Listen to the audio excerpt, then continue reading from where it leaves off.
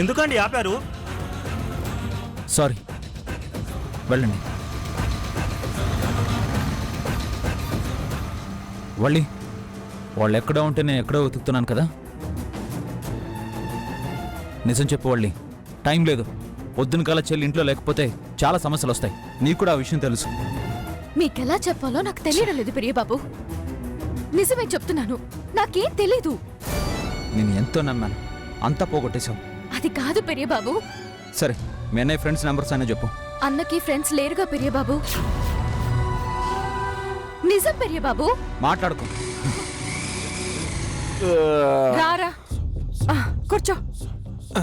రే రే, నీకు దండం పెడతాను. ఎల్లకిరా మాటి మాటికి అక్కడికి. పడుకో, ఇలా పడుకో. మీ నాన్న చూడు ఎలా పడుకుని నిద్రపోతున్నాడు. కర్మరా బాబు. అమ్మా,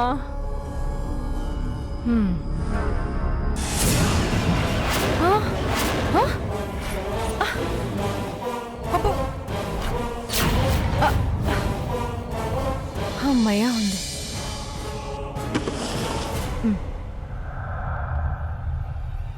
అమ్మయ్యా, అమ్మ ఉంది.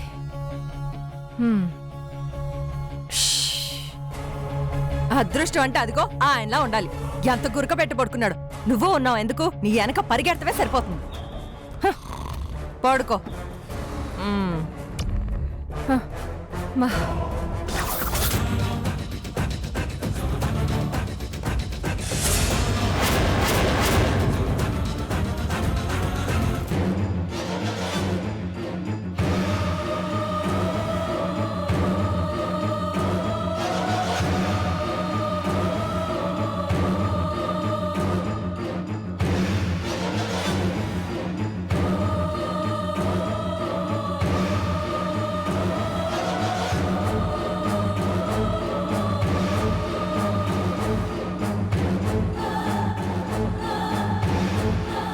ఎక్కువ.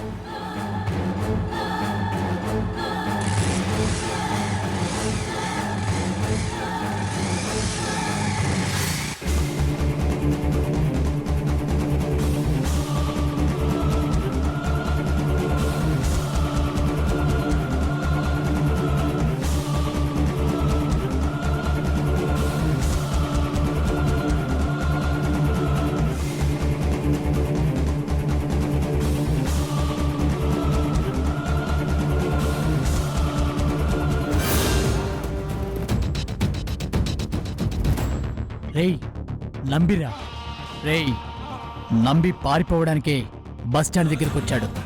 మనం వీణ్ణి పట్టుకుంటే వాళ్ళు తిరుగుతారు. నువ్వు ఎట్టెళ్ళు, నేను అటెళ్తా.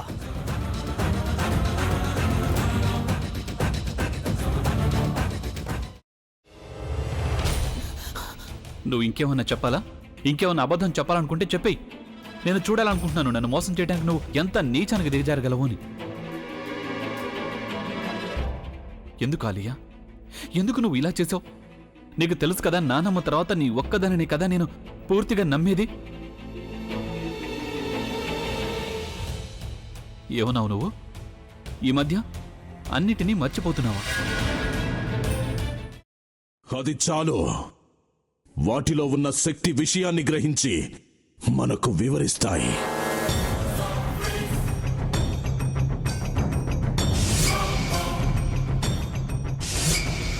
ఎవరు ఆ దండ విప్పొద్దు, గది తలుపులు తెరవద్దు.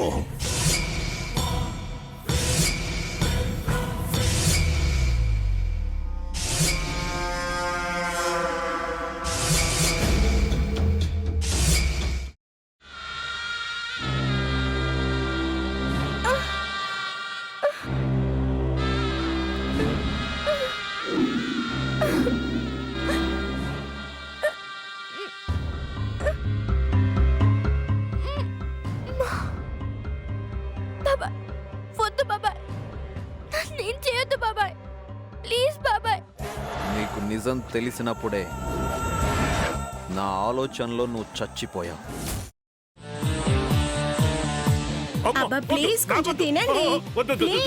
భీమారావు గారు, మీరా? ఇగో మీరా కాదు, సక్కుబాయ్. అవును, మీ పనామే లేచిపోయిందని చెప్పి కంప్లైంట్ ఇచ్చినావు కదా. రేయ్, ఆయన కంప్లైంట్ ఇచ్చింది లేచిపోయిందని కాదు, కనిపించడం లేదు అని. అట్లానా? సరే మేడం. ఇడియట్. ఆ వంట మనిషి పేరేంటన్నారు? రత్తాలు మేడం. ఏం పెద్ద మంచి, నీ వంట మంచిని కూడా మేడం అని పిలుస్తావా? రేయ్ హాఫ్ బ్రెయిన్,